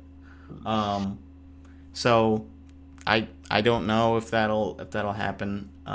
He's already come out and said that they aren't entertaining it, but you never know. Things can change pretty rapidly. Totally. There's some other good candidates on here. I thought that there was so I don't know if you saw this, Owen, but Korpisalo is number 4 on the list. I did not see that. I Um, mean, I get it because he's not played well at all. The scoop But says, also, "Oof, this is a tough one." So that pretty much tells you what's going on with the goaltending situation right now for the Senators. yeah, and it's not a ton of money, so it's like I feel like it would be an easy enough buyout to swallow. But the length of it, I think, would mean that the length of the buyout is pretty long, which would be annoying. Sorry, 333,000 to 2.3 million. Over 8 years. So, like, it's a long time. It's not a crazy amount as the cap continues to rise. So you kind of have to make a judgment call now on if you do think that he can bounce back. Which is like, what is he really bouncing back to? I don't remember exactly like what his stats were at his He had best. some good stints. Yeah, like a 9. I mean, I don't want to say like a season of 920. That's crazy, but like he was able to play game. Like I think he has a season in the 910s in him. Yeah, I don't know how many games that's in. Right. But yeah, I don't know. That's it's why tough you're to not just the put GM. all the chips on Forsberg, right? Because like he's also not really that well established of a talent either. So You're right. He had a 921 season with the Kings. He played but 11 that was games. 11 games. Yeah. Because that was the chunk after he got traded from Columbus. Yeah. Yeah, and then the Sens get him. He plays 55 games and has an 890. Yeah. But, all right, then before 2022-23 season with the Blue Jackets, 28 games, 913. Right. So like he can play 910 hockey. In like essentially backup though. 920 for 31 games in the. But when you combo that with season. his time in LA, right? He played 30 games, 40 games, which I guess is still kind of a backup role. I'm also reading his good seasons because he's been in the league for a decade. He also had 18 games at an 897, 27 games at an 897, 33 games at an 894, 22 games at an 877. That was with that stinky Columbus team. Yeah, but he's like been on some decent teams since then. Like, who? LA and us. That's it. It was just Columbus. Well, I LA mean, up, like right? Columbus has had a couple of good years. Had some okay teams, but he's not always been the starter either. Like he's always been behind Bobrovsky and Merzlikins a bit too. So it's like, okay, he finally gets a chance to be a starter this year, like a full time, like 55 games, and he doesn't really like show that he can fill that role. So it's like, do you roll the dice one more time? Maybe you kick that can down the road to next season, or like do you kind of just go? I think we know what we have at this point with him being 30 now. It's like, I think this might be the best time to do a clean break. Well, not clean, but unless you trade him. Like some of these dirty break. Some of these buyout options were traded. He's a buyout option. He's not going to get. Oh, not going to get traded. Warren Fogle scores to make it 1-1. Oh, just under 2 minutes in. There's no way I could have the game up and have the call going, so I can't tune in. Oh, with your internet, yeah. Yeah, no chance. Maybe I could pull it up on my phone. Big goal. Connor McDavid's fired up. Oh yeah, you gotta be scoring your building finally. What is the new Aesthetics new hockey New Jersey news? I tried to read that and I have no clue what's going on there. There is. What was that, Dean? I skimmed over it, but I'll leave it to Brendan. He's the expert. Kinda. Jersey expert Brendan. Yes, I'm up to date for the most part. The biggest news being Los Angeles and Anaheim are going to be sporting new looks this season. I'm pretty sure they'll debut those looks at the draft on the 28th and 29th of June. That's cool. But the Kings have they basically been using like their alternate logo, which is the It's not the shield, but it's like the one that says Crown? Kings and has a little crown in it. What do they call that? The Sure. chevron, I guess. So they'll be doing something like that. It'll be a slightly different version. Like the script will be a little bit different, and there's also going to be a new, like, updated crown in there as well. But they are going to be going to that logo because they had been using that logo in like all their promotional material this past season. So it was like the writing was pretty much on the wall. So they'll be going to like a black and white version of that for their home and away, which disappointing that they won't be going back to purple in any capacity. I think a lot of people were like, if they were going to do a rebrand, but maybe this is like they do this look for a little while and then maybe they throw in an alternate which brings back Or a purple. third, So I could see that happening. I'm just glad that they are changing something because I do think that their look has been really stale and they've been wearing it for 13 years, I think. Obviously, they won their only 2 Stanley Cups in there, which that always extends the longevity of a jersey. Of a style, yeah. Except for the Ducks didn't really have that with their win because theirs was not really a great look. Right. And they're also going to be sporting a new Changing look. theirs. So they'll be going back to the Mighty Ducks logo. It'll be updated. It'll have some different shading. It'll have like a little more gold in it, I guess, similar to like the Vegas kind of gold. Not exactly, but okay. And Shiny. Yeah, I guess so. And the sticks that are in that are crossing in the Ducks mask will be like orange, and I guess instead, and they'll be going to orange as their like primary color instead of black. So that'll be big. I guess it's not going to be the exact same orange as their alternates, but it's still going to be orange. It'll be interesting to see what they look like. Yeah, I think that's going to be a fun one to watch. So those are like definitely happening, and then there was some back and forth on if Minnesota was going to be changing their look to their North Stars colors, their alternates. This would have been scheduled for 25-26, but apparently the team has come out and said that they have no plans to change anytime soon. They do have their 25th anniversary this upcoming season, so we'll see if they do anything for that. But yeah, it sounds like the North Stars colors are not going to be the full time as of right now, which I know Owen's a fan of, having the forest green stay. Yes. Yeah, I think the forest green should stick around. I don't hate their jerseys now, though, right? Like, the North Stars jerseys, though, in my recollection, are the same vibe, right? No, are they not black really. instead of They're a green? lot brighter. Are they brighter?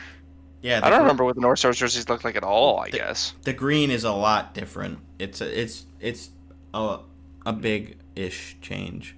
And they're using those as their alternates right now, which I think is nice. Oh, it is a much brighter green. Yeah, so I think that the way that they have it now, I think is good, and I'd like them to keep that, where they still have those North Star colors that they wear occasionally, but I think their look is pretty good. I think they've developed it pretty well since they've... And I think there's not a lot of teams that look like them. Like, how many teams are green? Dallas, but their green is terrible. Right. So there's except two. for the neon one. Right, except for the neon one. The neon ones. I thought that was the terrible part you were talking about.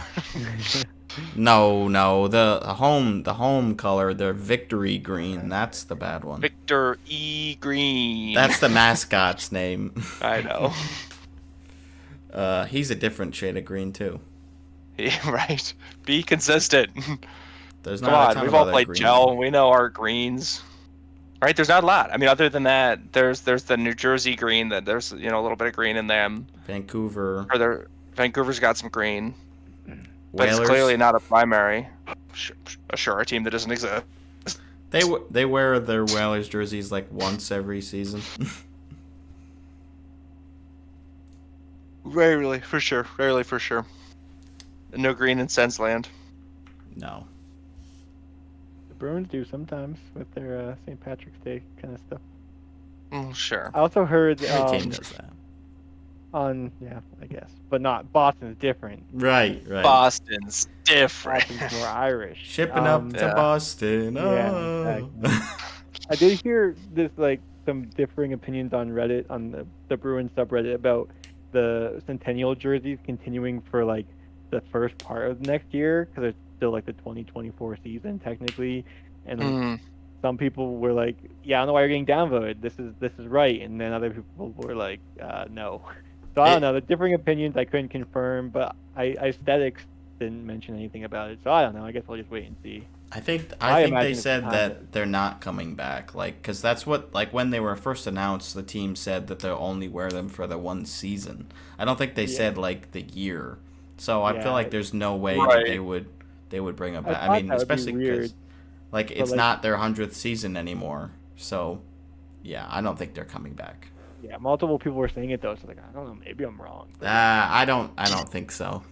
yeah, okay, I didn't think so either.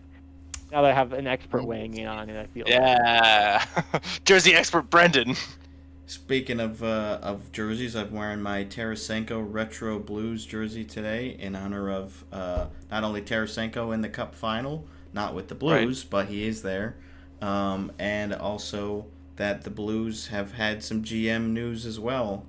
Yeah, And more it's GM coming. news. It's coming in a little bit. It's not happening right now, but Alexander Steen is going to serve as like a special assistant to the GM was the title that he was Disciple. given. Disciple. Yeah, a Padawan, if you will. Yeah, right. And so he's in track to become the GM in 2026-27. So that's like sort of the succession plan that they have. It's set in stone. And then Armstrong will still be there. He signed an extension to remain as the GM and the president of hockey operations, with the hockey operations job going to 28-29, I believe. So he's going to be sticking around for a while, but they do have a succession plan with Steen. Obviously, a legendary Blues player, has played like some of the most seasons ever with the Blues. So I think a lot of fans are happy about this for the most part. 11 seasons with the Blues. Mm-hmm. I didn't want a Selkie. 2 Selkies.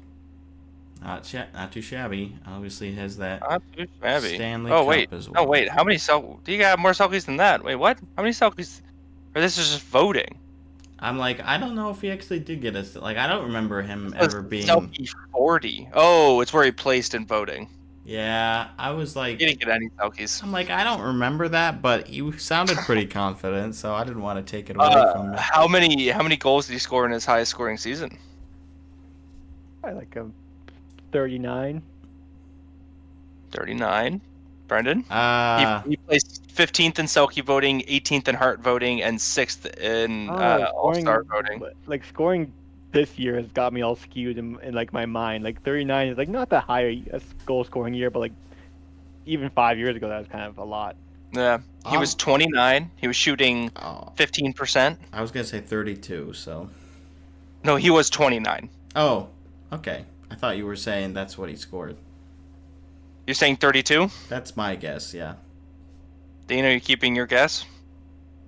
I mean, if I were to really want to, I'd say 31, but no, I'll stick with 39.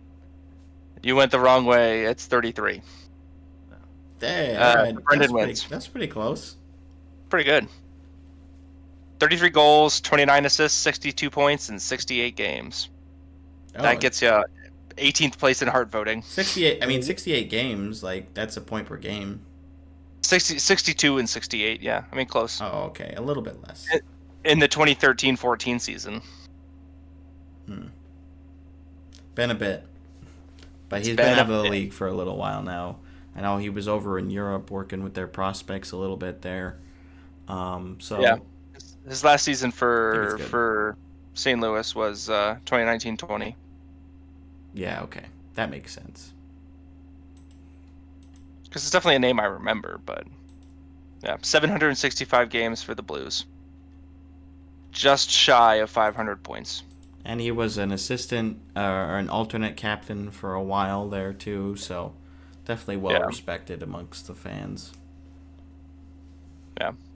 But we'll see if being a good player and a good captain or an alternate captain like translates to being a good general manager, because Right. it doesn't always. And At least he's like, got some time to figure it out. yeah, so he'll be, obviously shadowing Doug as we move along here for the next couple of seasons, and then we'll go from there. Yep. Any more GM news, or is that every GM we've talked about in the All of entire them. league so far? I think that's it. I think we finally wrapped that up. The most exciting part of the podcast. You know it. Who's going to be the GM of the Blues in 2026? Now we know. It might be Alex Steen. That's the plan, anyways. Right. What else we got here? We got a couple things with so Line and Columbus are both trying to look for a new location for him to play. He's trying to look for a reset, and he spent a lot of time out this season. He was part of the NHLPA assistance program, so I hope that something gets done, and that he's able to settle in somewhere and find his game again, because he's so talented, and it's so tough to not see him play and just struggling with whatever's been going on for the last year or so. He's only 25. I would have pinned him at much older. Right? At this point. He's With that hairline. yeah. Was he the Brady Tkachuk draft? No, he was Matthews. It was Matthews and Line. Right. Yeah. Well, Brady Tkachuk went 4th. That was 2016. Was the Matthews? Was Matthews? Yeah. So, And there were talks at the time, like they were competing head to head, Matthews and Right. Line. Well, Line was the second highest in goal scoring one year. Yeah, he still has a lot of potential. And when he got goes to knocked out Vegas in those with games. Mitch Yeah. Marner next year. Did you also read that Reddit comment? Yeah, makes sense. Yeah.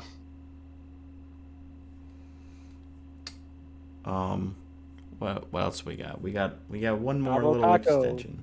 Yeah, he agrees to his Capo. what's it called? Not offer sheet. The one for RFAs. We just talked about this last week, didn't we? Something offer. Qualifying offer. Qualifying. Thank you. We got Teamwork. it. Yes. So, of course, he does wear number 24, so kind of fun that way. But pretty much one more go around with the Rangers, and then they'll reevaluate next year, which I don't think is too bad. He's definitely never gonna really reach that ceiling that was expected of him when he was drafted second overall. But Tough. I think When you're drafted second overall, yeah, expectations are high. absolutely they are.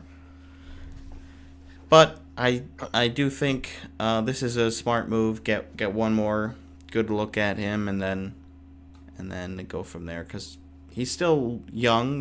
He's around the same age as Line A too. So I don't think it's time to really give up on him. But you just want to see if he takes another step, and if not, maybe you try to work something out with another team or move on. Because I'd imagine he still has value, especially Tarasenko scores. Wearing your jersey. Not wearing this number though. He's wearing number 10 for Florida. Number 10. Brendan didn't curse something. That's crazy. That is. Have crazy. you thought about what are there 24s for either team? Oh, we've already talked about this on the Do you not watch last the podcast? episode. I No, don't you have watch to go every back and episode. add a Sorry. view for us. I'll be the 8th view on that one. My dad watched it. He commented. He said, well, I guess to spoil it for Owen, there are no 24s. So my dad said that if Florida wins, Brendan should get a Forrest Link jersey because he's 42. Oh yeah, I like that. I don't think that's a bad idea. Yeah. I was thinking about doing like the Conn Smythe winner. Mm-hmm. So Yeah, I like that too. I don't know. I guess we'll have to evaluate it. I wouldn't be upset with a Forsling though after the year that he's had, and he just got Right. that big extension, so he's probably going to be in Florida long term. So that might not be a bad pick. I hadn't thought about that. So thank you, Steve, for contributing to the Yeah. podcast. We appreciate you. Yeah. Did you guys hear there were some talks about shortening the NHL draft to 4 rounds? Ooh. I saw some rumors about that. From From what, 7 or whatever it Yeah. is So now? basically, the theory is like those later rounds. How often do they actually make it into the league? And then Right. that player, they're like under, the teams have the rights for a couple years, so like they For can't 3 sign years, or yeah. or play anywhere else. Huh. Or well, I guess they can play. I don't know exactly how the rights work. Obviously, they can play like in college and stuff, but like the team has the rights, so they can't do certain things. Right. I think it would be interesting to drop it down to 4 rounds. I mean, I feel Make it like interesting.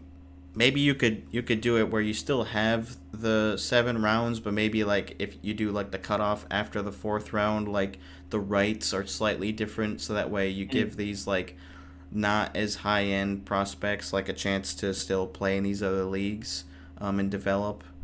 Like maybe you could do a hybrid sort of thing.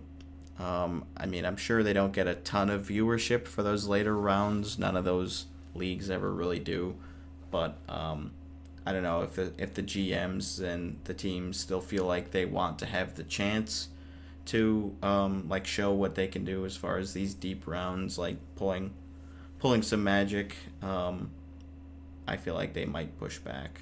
Maybe players would too. I don't know. It's tough because it's like the prospects don't really have those same protections. Like they're not part of the NHLPA until they Right. get drafted. So I don't know how much like they can really do about it. Probably not much. You could also just get rid of the draft. Just whoever Mm, wants to pay the first overall pick the most money gets them. But who's the first Oh. overall pick? Well, like whoever is the highest, like the best prospect. So you just it's just free agency for 18-year-olds? Yep. That sounds That'd be horrible. weird. Yeah, I don't like that. And of course, What's Why? the, Do you just have traditionalist views, or because you're used to Well, having no, a bad because team? the Rangers would be the best team in the league forever and like- ever, amen. like the Leafs would just buy as many Yeah. good No, players. it would force teams to have GMs that are actually willing to spend to the cap. Uh, I mean, You all most have- of the, I you feel like all have most the of the teams ability. are doing that. yeah. Well, I guess Arizona wasn't, but yeah, most. Well, sure. It would help Arizona or hurt Arizona. Why would it help New York more? There's a cap, the salary cap for I a guess reason. there's still like salary cap. Well, I don't know. Same money. Yeah, I some- don't like it because it's different. Yeah, maybe that's Yeah. why. Yeah, exactly. Because I'm a fan of a bad team, and I want an advantage for being a fan of a Mm-hmm. bad team. We should have draft picks that have to play for our teams. Yeah. Yeah, but like, how cool would it be? Like, McDavid gets drafted to like, well, I don't know. Not drafted, signed, right? He's just Alright, signed signed to to a team that doesn't Toronto. suck. Oh, how cool! How cool! Yeah, Just Toronto. sign him to Toronto because he wants to go realistically, there. Vegas, right? Well, it would have to be somewhere he also wants to go, right? Because that's the whole part of the UFA process, right? Is that both parties are agreeing. So it'd just Right. be whatever's the most popular, Or Yeah, whoever gives them the most money. or whoever has the most money. But it'd be a combo, right? Like we saw Panarin go to New York. Yeah. I think it would just hurt the small market teams a lot. Oh, absolutely. Which are already Like, who struggling. the hell is going to go to Columbus, Like right? yeah, Winnipeg is gonna struggle, and maybe Ottawa's some gonna of these struggle. other teams. Yeah, I don't know. Like I'm It always would never happen, but it's a fun thought experiment. I'm always just a fan of the little guys who are still trying their best. Obviously, Florida's been known as that sort of team for a while until recently. I Not think anymore. Wasted talent on bad teams. Like, you Well- go to the worst team in the league. It's Well, not that's gonna wasting. happen no They're matter still what. playing hockey. Yeah, but you're surrounded by a bunch of scrubs. Somebody's got to lose the game. Oh, I didn't see Oh. Florida scored again. Yeah. Oh, it yeah, that happened. was to make it 2-1. No, a 3-1. Again. Yeah. Oh, Bennett. that hasn't happened yet. Oh, Yeah, no, you're making things up. yeah. I'm just kidding about that. Yeah. For I'll watch Sam Bennett on this next shift. oh yeah, check him out. And No reason. Oh, what a cool pass from Barkov. Kachuk's first point this series. Oh, Wow. there it goes to Kachuk. Oh, Ekman Larson teed it up wide. The only other thing I had this week was, did you see that Utah was asking prospects about their Uber scores? And their Snapchat scores, their Snapchat ratings. Or yeah, I guess it wouldn't be Uber score, Uber rating. Uber rating and rating, Snapchat yeah. scores. Or yeah. Hey, look at that. And Bennett scores. Like it's And the always barn fun to is see what silent. questions get asked in those. I In think the the Uber combines. Super Bowl. question. Yeah, there's always fun ones. Like they're trying to get at the personality more than just like Right. the ice stuff, like who you are as a person, like what your character and everything. And that one dude was 'Cause like, you I don't even use you Uber. can watch I bike film. everywhere. I bike everywhere. Yeah, it's like I don't use Uber. It's like, oh, well, you can't be a cool. part of our organization then. Yeah, right. I'm more of a Lyft guy, actually. I call taxis. But yeah, Snapchat score would be interesting. I mean, obviously you don't have to share it if you don't want to, but it would just be interesting, right? I don't really Or know like- what info you get out of that. Well, you know if they're chronically online or not. Right, because your Snapchat score is just how many snaps you've sent and received. Yeah. Added together, right? So it's just how much do you use this app, right? It's funny because after I saw that posted, I started looking at some of my friends' numbers. Just like, I'm like, yep, those numbers make sense. Yeah, I guess that is kind of interesting. And it's like, could we potentially market you? Like, are you comfortable, like, being in front of a camera and stuff a lot? I mean, it's not really the same because it's with your Totally. friends or whatever versus, like, the internet. But, Yeah. part of it probably. Hmm. But yeah, the combines. Out of us, who do you think has the highest score? Not me. Out of the three of us, Right, Owen. I would go with you as well. Probably me. Dean's got 15K. I don't know how to check my own. I'll I check. have. Yeah, where do I see my own You number? have 72,000. Oh, Jesus. I was And like Brendan? 300,000. Yeah, somebody in our group, 40,000 for Brendan. wow, that's a bit higher than I would have expected, but okay. I think even chats count. Like text, yeah. Yeah. And like, who knows? Like, I don't know how long ago you guys downloaded it versus when. True. Like, How long? like, Yeah, we've had an account. Zane with 211,000. What? That's craziness.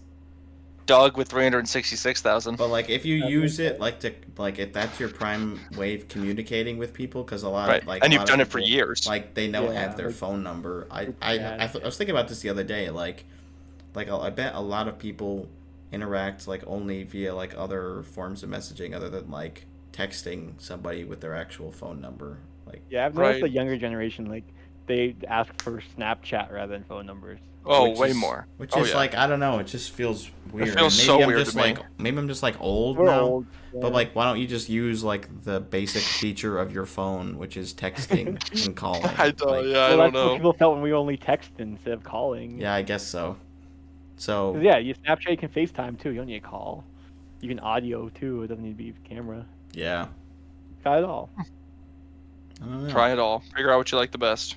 I guess it's fine. I couldn't find anybody higher than, just Doug. peripherally looking around, than Doug. That's a pretty Which is lot. high. funny. My grandma, not higher than Doug. I think my mom has like 10. 10. There you 10. go. Not 1,000 or anything. My Not- grandma has 292. Nice. My dad's got 1,600. That's wild.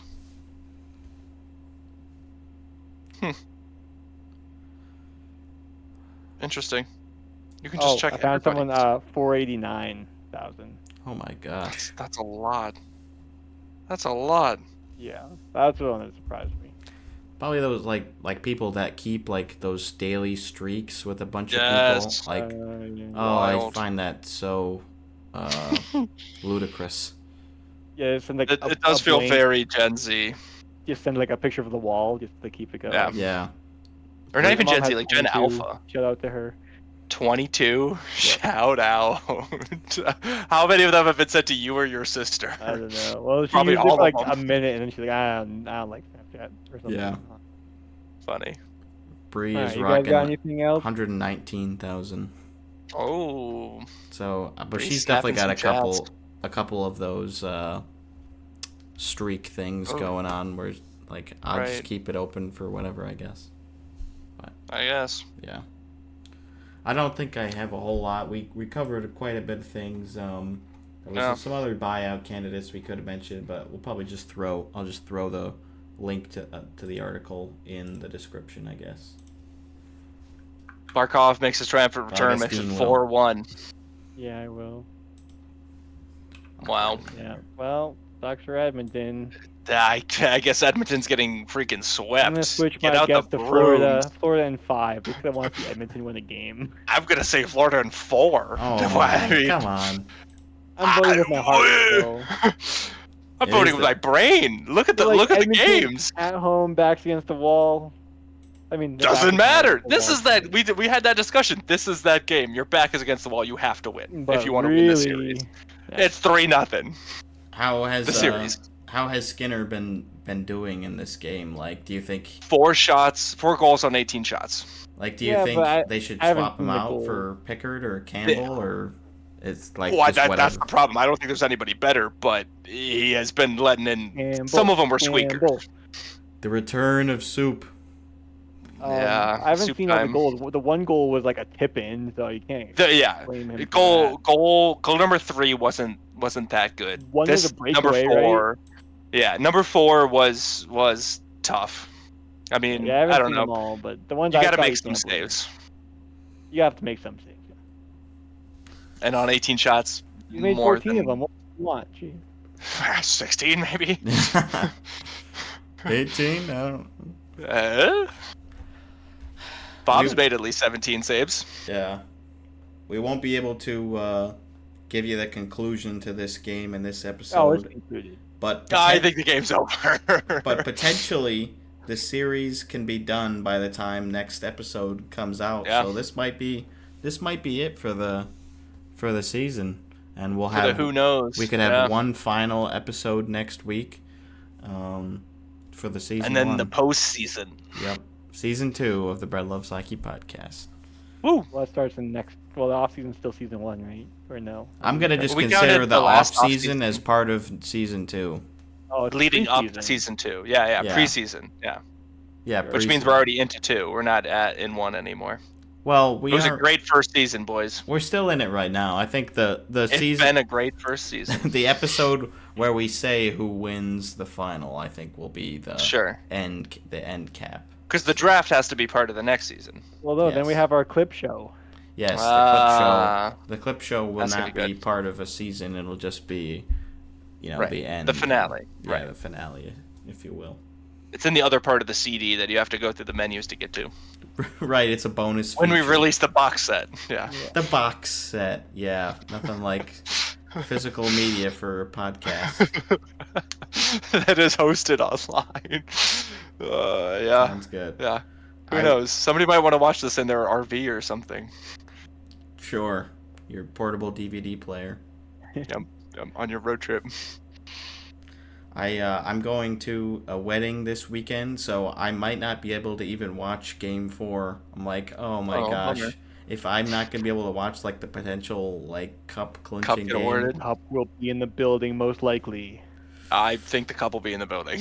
Most likely. You can Most score 3 likely. goals in 23 All minutes. time 206 and 4 when a team leads 3-0 in the series. 27 and 1 in the Stanley Cup Finals. One One time. team has been reversed swept. Wow. I think it was Isles, right? Didn't we talk about that? I think it was an Isles series. I wish I felt like I was thinking that was when the Kings won, but maybe was their conference finals win that they did it in. I can't remember. Maybe it was the Leafs. I feel like it was the Leafs. What? Ooh. Yeah, 1932. just under the buzzer. I got there, Yep. Wow. and I didn't type. You didn't hear the click clack or anything, so no cheating. I'm not typing. All right, let's frickin' wrap this thing up. We've been going on Wrap it for up. too long. Folks, thank you so much for bearing with us. We've had a couple technical issues this time around, but we'll hopefully you catch us next week for what could be the last episode of Season 1. Thanks for tuning in. Yeah. Bye. Subscribe.